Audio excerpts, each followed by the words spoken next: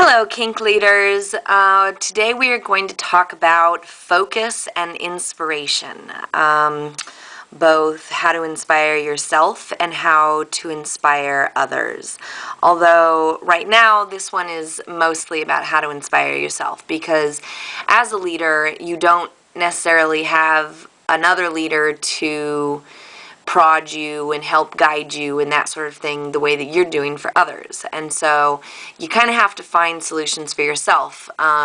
If you have other people to lean on, obviously that's fantastic. Teamwork, there's a reason why, teams tend to be stronger, as long as they're solid teams. And so making sure that you have ways to stay focused on your leadership and the group / project that you're leading, and how to stay inspired and motivated. Okay, so one of the hallmarks of a great leader is stamina and consistency. Pretty much anyone can be great for a very short period of time, but if you really want to be a good leader, be a great leader, be, a long-time leader, then you really have to commit to it. Commit is a word that I hated when I was younger, but it truly is the difference between success and failure. So, if you are holding some kind of leadership position in your community, then you need to fit it into your life. So if you want to be a leader, lead. This was one of the stated goals from one of the enrollees here, one of the Kink leaders, being able to both encourage people to be brave and take things on, and to encourage people to leave when they are being a problem. These are both important things in encouragement of other people when you're a leader. So, and just like the statement, both being brave and continuing on, etc., and being able to deal with people in a way that that is best for the community. So the logistics of focus. Staying focused can have a lot to do with scheduling. There's really two components to focus and motivation. There is the schedule focus. Do you have time? Do you have the resources? Do you have the tools to do what you're supposed to do? Then use them. Be structured about it. I hate structure. I am someone who believes in organic structure. But again, the older I get, the more I understand that some kind of scheduled time and commitment helps make progress, helps make consistent progress, and that's what you're looking for. You don't want to be a loosey-goosey leader. You want to be someone who makes progress. So, make time for it. You can even use a kitchen timer. I use the same kitchen timer for my to-do list than I do sometimes for my punishment scenes, particularly when I'm having a hard time focusing. I want to do, anything but work. I hate doing dishes, but I suddenly feel the need to, do all the pots and pans rather than do whatever the task is that I'm really supposed to be doing. So a kitchen timer can at least bring that into a time frame that is much more easily managed, right? So rather than thinking, oh, I have to do this big task, you set yourself a time limit. You think, okay, I can reasonably do this task within 15 minutes. You set a timer and you work until the 15 minutes. Now, if you're under, great. Then you have 3 minutes. If you are over, finish the task, but get it done as soon as you can. And then you have this real solid time frame rather than this big looming task. I'm also, when I'm having trouble focusing or staying really passionately motivated, I make a list of stuff that I have to finish before I move on in my life, and it's a short list. Sometimes it's one big thing, sometimes it's 3 medium-sized things, sometimes it's a few small things, but it's a list of things that absolutely will get finished. That allows me to focus for a period of time and then give myself a break, because we are human after all.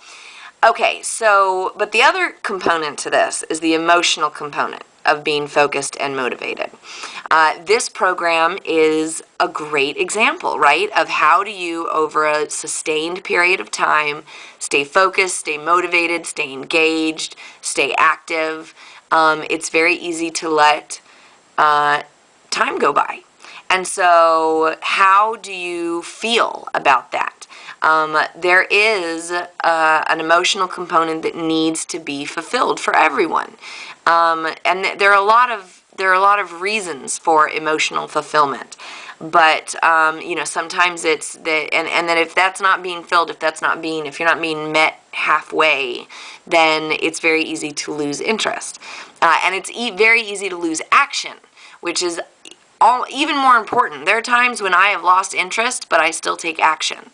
And so some of the things that I know that I need in order to be the best leader I can be is an equal investment from other people. Now, that doesn't necessarily mean that I expect them to put in the same number of hours or be, equal to. It means that everyone is involved in this and passionate about this and are committed to this on the same level, regardless of what their jobs may be.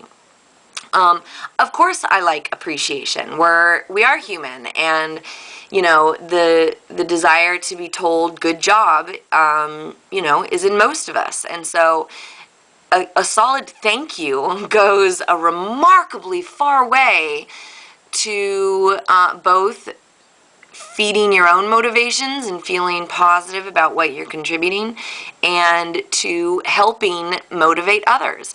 As someone who has dealt with a number of management of different groups of types of people, a really genuine thank you for your effort, thank you for your time, thank you for caring, thank you for being here. If it's genuine, it will come through, and that matters. Now, as I like to say, and many do, you can't pay your electricity bill with thank yous, but they are a really key component.